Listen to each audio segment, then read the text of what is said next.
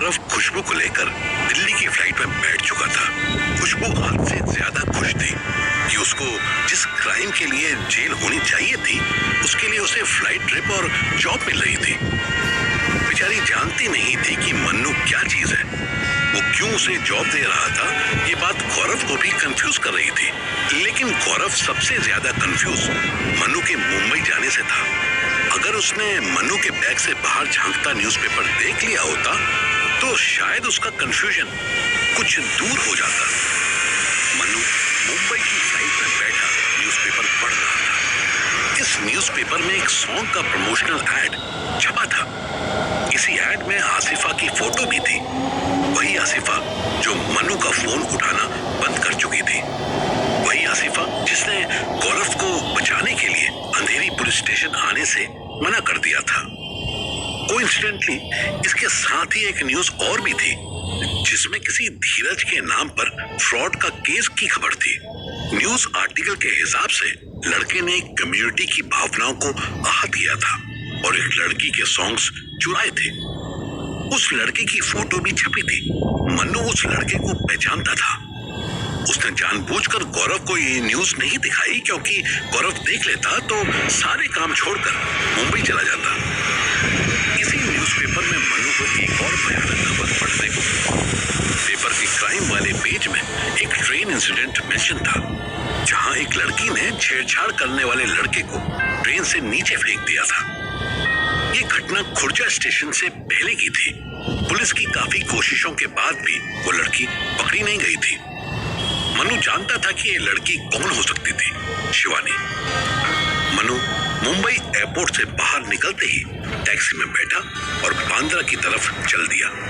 उसे म्यूजिशियन विशाल का स्टूडियो याद था। मनु सर से पांव तक सूटेड बूटेड था। वो भी स्टूडियो पहुंचने ही वाला था कि अंकिता का कॉल आ गया। हाँ बोलो अंकिता। मैंने आपसे कहा था ना कि पर्सनल टूर्स नहीं करने हैं, फिर भी आप नहीं माने। डोंट वरी, मैं इसीलिए मुंबई आया हूँ कि यहाँ से अमृतसर की नॉन स्टॉप कनेक्टिंग फ्लाइट ले सकूँ। अमृतसर? वहाँ से जलंधर 1 घंटे का रास्ता है ना। जालंधर ऑफिस को पूरी तरह से चेंज कर रहा हूँ मैं, और जो 4 क्लेम्स की रिक्वेस्ट आई हैं उनमें से 3 रिजेक्ट करने लायक है। मुझे थोड़ा सा काम है वहाँ, लेकिन डिले नहीं कर सकता। तो गौरव के साथ दिल्ली आ जाते, यहाँ से चले जाते। तब मेरा पूरा दिन वेस्ट होता। दिल्ली से अमृतसर के लिए सिर्फ शाम को फ्लाइट अवेलेबल थी, फिर 1 दिन एक्स्ट्रा रुकना पड़ता। अंकिता कुछ ना बोली। मनु ने इतने कॉन्फिडेंस से झूठ बोला था कि वो कन्विंस हो गई। ठीक है, अब अपना ध्यान रखना। गौरव की तरह कहीं कोई। डोंट वरी, वो बच्चा है, मैं नहीं। अच्छा रखता हूँ, अभी बाद में करता हूँ। अरे कनेक्टिंग फ्लाइट का वेट ही तो कर रहे हो, फिर कॉल क्यों काटनी है? अरे एक काम आ गया। मन्नू को तुरंत अपनी गलती का एहसास हुआ। मेरा मतलब एक कॉल आ गया, थोड़ी देर में करता हूँ। मुझे पता था किसी पर्सनल काम से। मन्नू के पास बहस करने का टाइम नहीं था। वो विशाल स्टूडियोज पहुंच चुका था। इत्तेफाक से मन्नू अभी रिसेप्शन पर पहुंचा ही था कि उसे आसिफा दिखाई दी।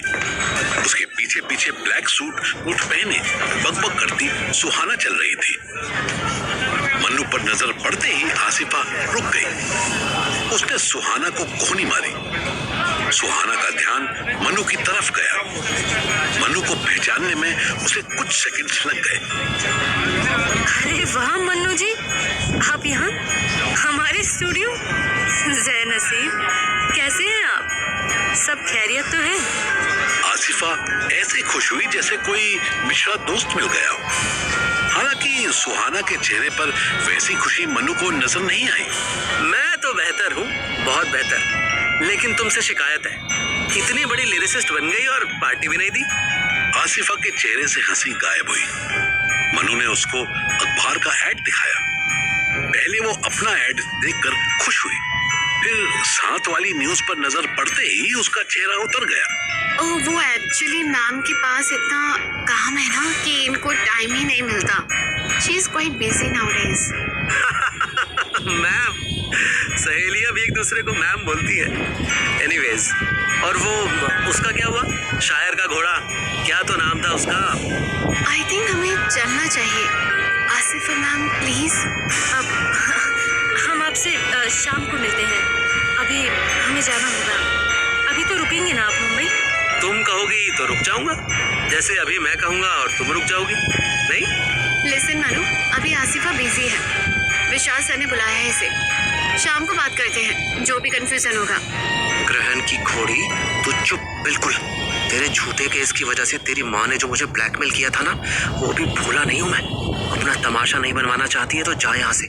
मुझे आसिफा से 10 मिनट बात करनी है। सुहाना ने आसिफा की तरफ देखा। आसिफा ने उसे आंख के इशारे से जाने को कहा। उसके जाते ही आसिफा मनु को एक छोटे से खाली कॉन्फ्रेंस रूम में ले गई।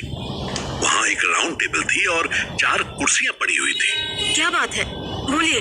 बात ये है डार्लिंग कि मुझे पता चला तुम फेमस हो गई हो। पर कैसे फेमस हुई तुम? तुम्हारे तो बहुत सारे चांसेस वेस्ट हो गए थे ना। तुम्हारे घर वाले भी ऑर्थोडॉक्स थे, उन्हीं की वजह से तुम गौरव को बचाने नहीं आ पाई, है ना? फिर अचानक से तुम ये शर्ट पैंट में कैसे आ गई? बाल भी स्टेप कट करवा लिए, तुम्हारे गाने पे हिट हो गए, कैसे? आसिफा सोचने लगी। बोला नहीं जा रहा, मैं बोलूं? अधीर आफताब के सॉन्ग्स चुराए हैं ना तुमने। आपको क्या मतलब? गौरव ये इल्जाम लगाता तो भी मैं समझती। आपको उस लफंगे से कब से दर्द हमदी हो गई? तुम बिल्कुल नहीं बदली। दर्द हमदी नहीं, हमदर्दी। और मुझे उससे कोई पर्सनल हमदर्दी है। एक्चुअली क्या है ना, अभी रिसेंटली मैं एक झूठे केस में जेल गया था। फॉर्चुनेटली मैं 15 दिन में ही बाहर आ गया, पर वो 15 डेज मेरी जिंदगी के सबसे लंबे दिन थे। जब मैं जेल से निकल रहा था ना, तब जाने क्यों हर लड़की से, हर फ्रॉड लड़की से मुझे एक नफरत सी होने लगी। टू बी ऑनेस्ट, मैं भी कोई बहुत ईमानदार आदमी नहीं हूँ, फिर भी मैं किसी को जेल नहीं भेजता। जो करता हूँ लड़की के कंसेंट से करता हूँ। मुझसे क्या चाहते हो, जल्दी बताओ, मेरे पास टाइम नहीं है। सच। इधर मनु आसिफा से सच सुन रहा था, वहीं कुछ घंटे पहले अर्ली मॉर्निंग में शिवानी भी ऑटो वाले से कुछ सच सुन रही थी। बहन बोलती रहो, वरना मुझे नींद आ जाएगी। मैं बोलूंगी तो और जल्दी आएगी, इसलिए तुम बोलते रहो, मैं सुनती रहती हूँ। शादी हो गई तुम्हारी? हाँ और क्या, अभी 2 महीने बाद तो मैं बाप भी बन जाऊंगा। अरे वाह, क्या बात है। क्या नाम रखोगे बच्चे का? रख देंगे कुछ भी। ऐसे ही कुछ भी रख दोगे? बच्चा होना कोई छोटी मोटी बात नहीं है, नसीब से एक होता है। कुछ तो सोचा होगा नाम, या ये काम भी घरवाली के जिम्मे डाल दिया? बहन बुरा मत मानना, तुम तो पढ़ी लिखी हो, जॉब करती होगी, लेकिन मेरी घरवाली है अनपढ़, उसको कोई काम नहीं आता। सारा दिन घर का काम ही कर सकती है। अभी पेट से है तो वो भी ठीक से ना कर पा रही। सारा टाइम चिड़चिड़ करती रहती है बहनचो।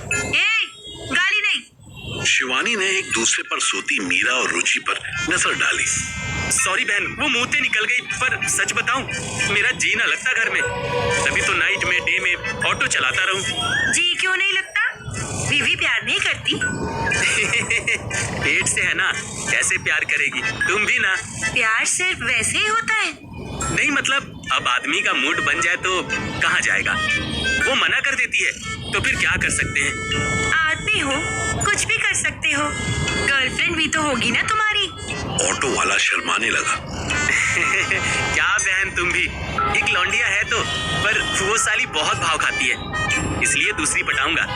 इतना सुनते ही शिवानी के गुस्से से कान लाल होने लगे। फिर भी खुद पर कंट्रोल करते हुए वो बोली, अच्छा, उसके साथ कुछ किया नहीं तुमने? ओह, तुम्हें भी बड़ा रस जा रहा है ऐसी बातों में, है? जो पूछा वो बताओ। ओह, गुस्सा क्यों हो रही हो? किया था, 2 बार किया। एक बार गलती से प्रेग्नेंट हो गई, तब से मना करने लगी। मैंने बहुत समझाया कि अब नहीं होगा, फिर भी ना मान रही। शिवानी आगे कुछ न बोले। बहन, मैं तुमसे ऐसी बातें करना ना चाह रहा था, पर तुमने मजबूर कर दी। मैं सही बता रहा हूँ, पहले खुद ही आई थी वो। तुम्हारा भाई कम स्मार्ट थोड़ी है, कसम खुदा की। फिर उसके बच्चे का क्या हुआ? वो तो गिरवाना पड़ा। बहुत दुख हुआ मुझे भी, पर क्या कर सकते हैं, ज्यादा पढ़ी लिखी है ना वो। बोली मैं देख लूंगी सब। शिवानी बिल्कुल सन्न रह गई। ऑटो वाले को भी समझ में आ गया कि वो कुछ ज्यादा ही बोल गया था। सुबह सुबह गाजियाबाद आने से पहले दोनों लड़कियां जैसे ही उठी, शिवानी ने ऑटो वाले को फिर टोका। सुनो भैया। शिवानी अपना मुंह ऑटो वाले के पास ले गई और फुसफुसाई, ये जो लड़की मेरे साथ बैठी है बीच वाली, ये कैसी रहेगी तुम्हारे लिए? कसम से बहुत मस्त। इसके लिए तो दुनिया लुटा दूं मैं। इससे मेरी सेटिंग करवा दो, फिर तुम जो कहोगी वो दे दूंगा।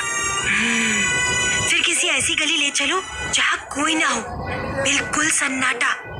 मैं और छोटी उतर के चले जाएंगे, तुम सेटिंग कर लेना।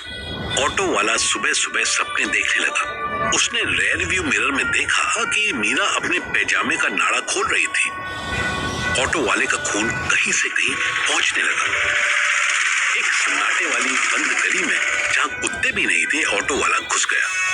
10 मिनट बाद उस गली से शिवानी, रुचि और मीरा मस्त कॉन्फिडेंस में चलते हुए बाहर आ रहे थे। एक भिखारी की नजर उन पर पड़ी। तीनों लड़कियां मेट्रो स्टेशन के लिए सड़क क्रॉस करके चली गई। भिखारी ने ऑटो को गली में घुसता देखा था। वो क्यूरियोसिटी का मारा तुरंत बंद गली में घुसा तो उसने देखा कि ऑटो वाला अपनी ही सीट पर मरा पड़ा था।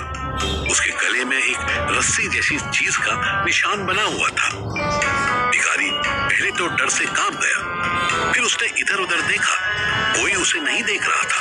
वो जल्दी जल्दी ऑटो वाले के जेब साफ करने लगा। सुबह 11:30 बजे ट्रैफिक से स्ट्रगल करता हुआ गौरव अपने साथ खुशबू को लेकर ऑफिस पहुंचा। अंकिता अपने बड़े से केबिन में बैठकर कॉफी पी रही थी। गौरव को देख वो बहुत खुश हुई। Thank God you are fine. मुझे तो लगा था कि तुम फर्स्ट असाइनमेंट में ही। अरे मैडम, मैं दिल्ली वाला हूँ, वो भी ओरिजिनल ब्रीड का। इतना जल्दी पीछा नहीं छोड़ने वाला। और हाँ, आप खुशबू से मिलो।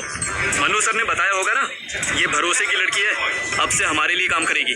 मनु तो जल्दी में थे, बता नहीं पाए, पर कोई नहीं। मनु ने रिकमेंड किया है तो कोई रीजन होगा। तुम अपनी बताओ, पता चला कि किसने अटैक किया था तुम पर? अरे हाँ, चला ना, इसी ने तो किया था। अंकिता के मुंह से कॉफी निकल गई। अरे डोंट वरी, अब नहीं करेगी। और वैसे भी जो होता है अच्छे के लिए ही होता है। तभी एक इंटर्न ने आकर बताया कि गौरव के नाम से इतना बड़ा पार्सल आया है कि ऑफिस के अंदर नहीं आ सकता। गौरव क्यूरियोसिटी का मारा तुरंत ऑफिस से बाहर आया और शॉक्ड हो गया। हाँ, शिवानी भाभी, मीरा बहन, आप दोनों साथ साथ। शिवानी बस मुस्कुराई